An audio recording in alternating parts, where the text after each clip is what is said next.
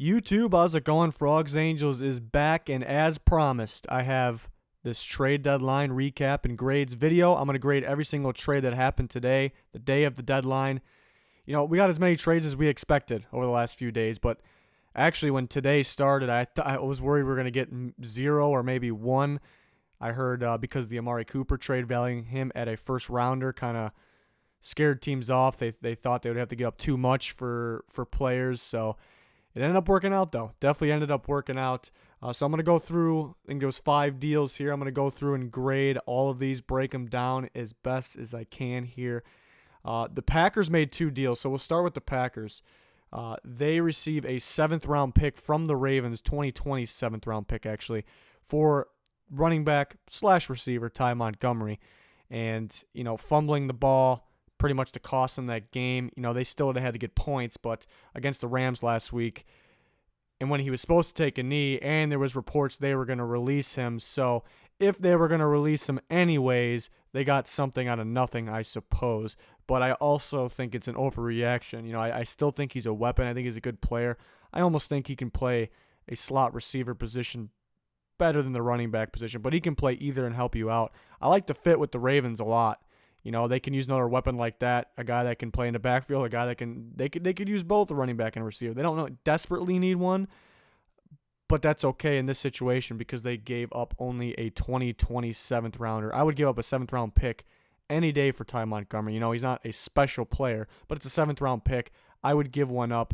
If you need a running back and you don't have a 7th round pick in the future, you can find undrafted running back. So it's not a huge deal here.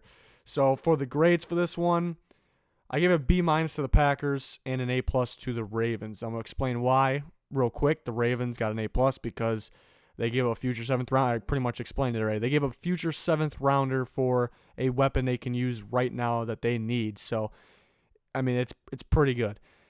B-, I was kind of back and forth with the Packers here because could give them an A because they were going to get rid of him anyways. But then at the same time, I think it's an overreaction. I think they can use him. They don't need him, and they can use him. Again, I think it's a little bit overreaction, and they don't get a 2019 pick. Not that big of a deal, but it's kind of weird that you couldn't get a pick from this year. So, B is still a good grade, but that's how I felt because I don't necessarily think they needed to get rid of him. So, but obviously anything in the B's I consider good. A+ is great though because it's almost like you signed a player that can help you right now. Basically what it is. So good trade for the Ravens. Nothing significant here though in terms of changing the game this year, but we'll see. Next up, the Packers traded another player. Clinton Dix goes to the Redskins, and they get a 4th round pick for this year in return. This is a hard one to grade. Very hard. I was very surprised by this deal, actually. I thought the Packers really liked Clinton Dix. They shipped him off. But at the same time, he has not had a good year. I didn't think his second half of the year last year, I didn't think was that good either. They're trying to change things on their defense. They're trying to get young pieces, rebuild it. Their offense is still rolling because of Rodgers, but they're trying to rebuild that defense. And it's showing with that young corner group, mainly Jair Alexander and Josh Jackson. That's a future best duo perhaps in the NFL at the corner position. So they need to go out and get their safeties. It's tough. It's tough to grade this. I almost wanted to put question marks next to these, but I didn't want to do that. People probably would have been disappointed, but let me reveal the grades and I'll explain why I could have put question marks and I'll explain why I have these grades. A B for the Packers, a B- for the Redskins. So the Packers, why could they have gotten an A? Because I honestly I wouldn't have traded a 4th round pick for Clinton Dix. I would have thought about a 5th because he hasn't really been playing that good.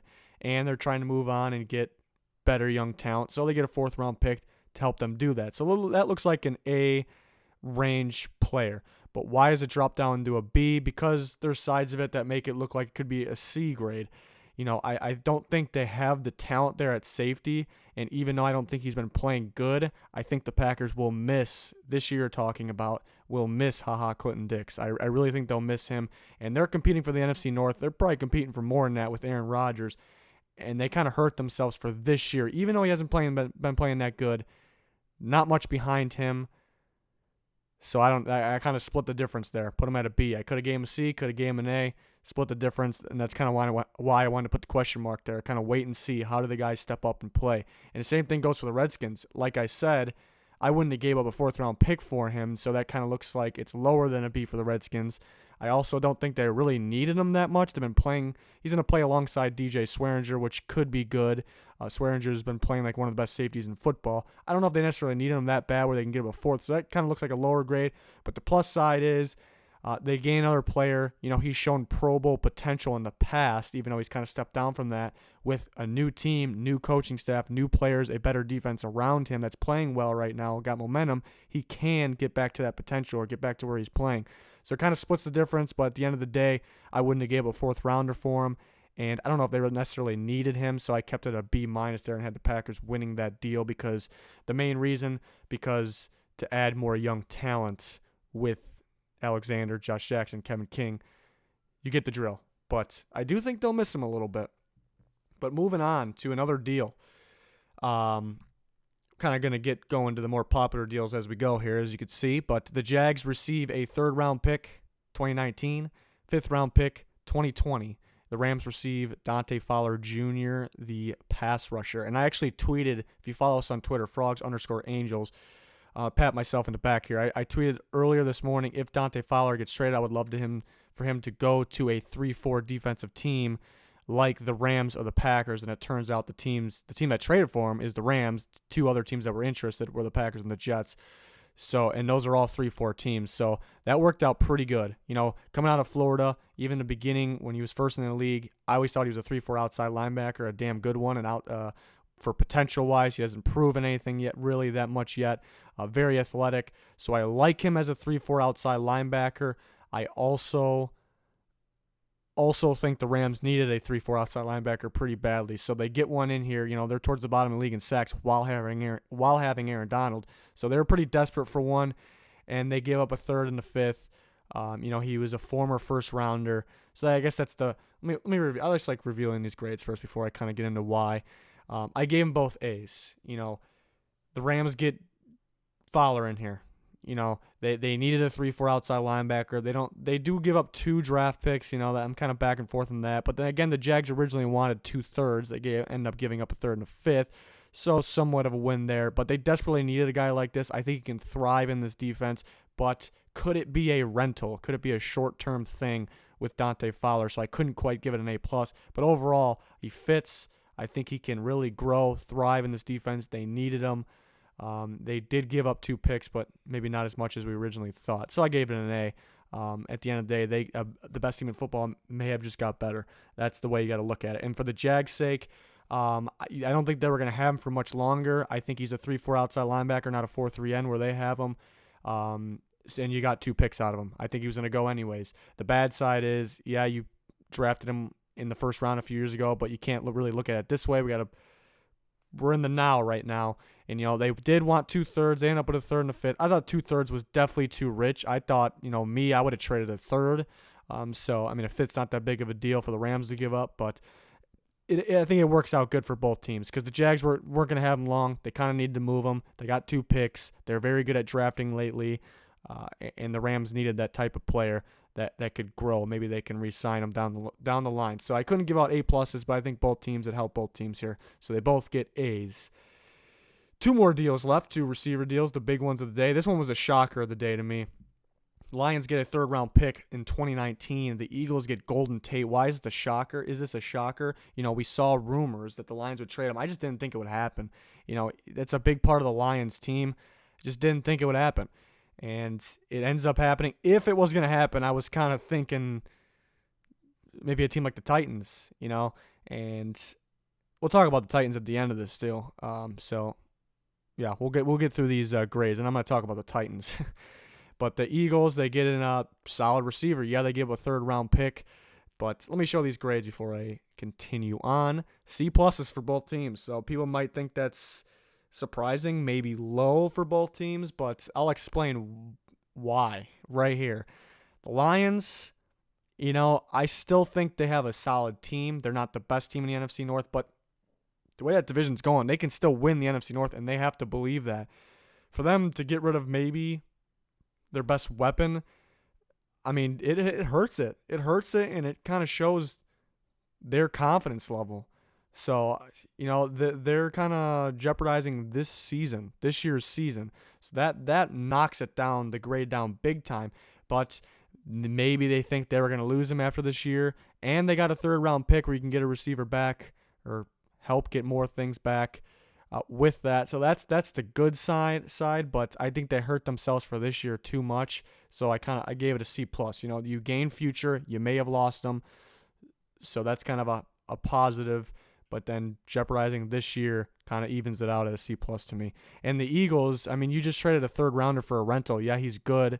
Yeah, he's going to help Carson Wentz. He's going to help the offense. They already have Alshon Jeffrey. You got Nelson Aguilar, but Golden Tate's better than Aguilar. It's good. But you traded a third rounder for a rental. And then the main part is you didn't really need this that much. It helps, but you didn't really need it. I think you needed secondary more. And with the lineman injuries, maybe, it's impossible to trade for a lineman at this trade deadline. So, but my point is, I think they had two more needs first. But then the positive is maybe they can sign him long term. Aguilar could be out, could be the replacement when Aguilar is a free agent. So I'm kind of, for both of these, I'm kind of back and forth. You could give him in the B range, you could give him in the D range. So I kind of put him at a C plus there. The Eagles got better this year, but it's a rental. The Lions did not get better this year, and it's very questionable. Questions their confidence in their own team. So it's interesting, very interesting. I want to see how this plays out. I thought the Eagles would maybe be a part of this trade deadline, but for a corner, I thought a bunch of corners would be traded, and we didn't see any. We saw a safety, and the Lions, I really didn't think they were going to trade Golden Tate away. It's weird. It's a weird one. I went with the C plus range. That's just how I feel. And then on to the Demaryius Thomas trade. Broncos get a 4th round pick in 2019, a 7th round swap. Really not much difference there probably. And Demaryius Thomas goes to the Texans. So Will Fuller goes down. They bring in Demaryius Thomas. Not the same style receiver at all, but you still bring in a very good receiver. Maybe get a little, maybe that helps get a little more action for DeAndre Hopkins. I mean, it doesn't matter who's covering Hopkins or how many guys are on him at this point, but it definitely helps. And Thomas could be good with a new offense. He could be better, honestly, with this offense. He always had to kind of carry the load. He had to be the guy taking the best corner, and then other receivers getting the action. Now he's the second guy, and that actually could help him. And the Broncos, let me show the grades. I keep doing this to myself. I kind of explain why I give the grades that I give, but I don't even show the grades yet, so we probably should have just showed them right away for all these, but oh well. A for the Broncos, A plus for the Texans. I love this deal for the Texans. Let me explain the Broncos first. There's a big reason why I love this for the Texans, but the Broncos first. Demaryius Thomas wasn't going to last too much longer in Denver, and Emmanuel Sanders really is your best receiver this year. Courtland Sutton is the same style player as Demaryius Thomas, and he's the future. He's really good right now. He's going to be even better, and you can develop him better. So you didn't really need Thomas, and you drafted Deshaun Hamilton too, I might add. So you didn't really need him. You gained a 4th round pick out of it. I actually thought he would go for a little more, but at the same time, you didn't really need him, and it's going to help the development of the younger guys. They drafted 2 very good receivers in the draft. So it's really a win-win. Couldn't give it an A plus because I thought maybe they would get a little better in the 4th, but again, didn't need them, and it's going to help the younger guys get better. So they get an A. The Texans get an A plus. Why? Well, the main reason actually being is that, besides the fact, there's multiple reasons here. Will Fuller gets hurt. They need another receiver. I explained Hopkins it may be easier for Hopkins. It may be easier for Thomas to be better on this team. I explained that. And while that's going on, while they get a good player, you look at his contract, he takes a pretty good hit, but the Texans have plenty of cap for the future. Yeah, they got to sign Clowney, but the big thing is he actually could be bought out after this year, which you don't plan on doing, and it's really not the trade looks bad if he's bought out, but it's good to have this if he's bought out, $0 in dead money. So that's actually a good thing, on the contract side. So I like this trade a lot for the Texans, and they also could use him to compete for the playoffs. They should win the AFC. You expect them to win the AFC South, and this keeps that alive with that going. So I do like this deal. And the other thing I might add is I would have gave up a third rounder for him. I thought maybe even there would be a second rounder possibly. I wouldn't really like that deal, but I thought that could be an option. So really, there's no reason to complain about this Texans trade. You lost a fourth round pick. Were you going to draft the receiver in the fourth round with that? Is he going to be Demaryius Thomas? No. So it's an A+ there. But the Broncos, I also like that for them. So really, the Texans win the day, I would say. And I said I was going to mention the Titans. I almost wanted to make a page saying the loser of the day was the Titans, but I kind of changed my mind on that because maybe they don't want to give up a pick for a rental like Golden Tate. My point, like the reason for the loser of the day was because there's two receivers went, and the Titans needed a receiver more than anybody, and they didn't get one. But why I kind of backed away from that for them being a big loser is because, I believe in building a Super Bowl team through the draft. Titans could do that through the draft. They want to keep their picks, and I don't like them to. I don't want to see them give up a third round pick for a rental in Golden Tate. And, they could have traded for Demaryius Thomas. They honestly could have offered a third rounder to beat this and do it. That would have been pretty good.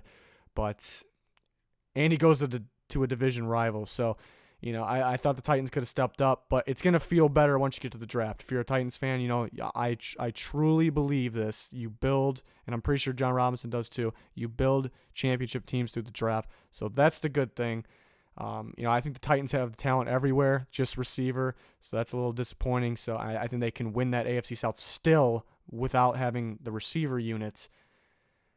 They're pretty much just receivers away from, I think, being a playoff team. They were a playoff team last year with the way it is. So, a little disappointed not to see them going in here. A little disappointed not to see corners get traded. I predicted maybe a couple corners to get traded just because teams need them. But I understand if teams trade them away, then they're going to need them. It's hard to find good corners, and more teams are playing with, more than two on the field at once these days. So you got to keep them. In the same situation with offensive line.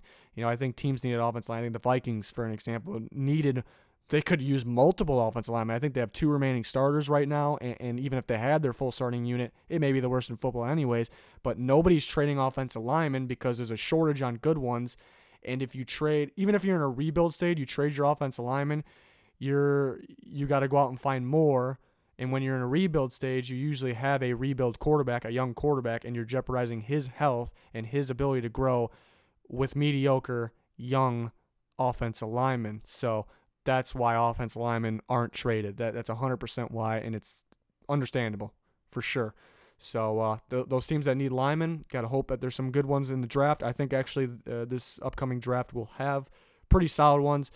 So we have pretty good schedule here at Frogs Angels, and we added this one in this week, and we're actually going to add one in next week, which is going to be a updated mock draft halfway through the season. So that should be fun. We're going to use obviously what the order of the picks would be after this week, and I'll make my mock draft. It's going to be hard to try to get it anywhere near right, but it's fun to do. And then in the off season, of course, we'll cover the draft all the time. It'll be great. But that's going to do it for this one. Please subscribe if you haven't already. 10K is our subscriber goal, and clicking the like button will be much appreciated as well. Stay tuned for more NFL videos throughout the weeks. We still got our picks video and score predictions video this week, so that's coming every single week. Power rankings is up now. Not sure what that noise was. And that's going to do it for this one. Thanks for watching. Goodbye.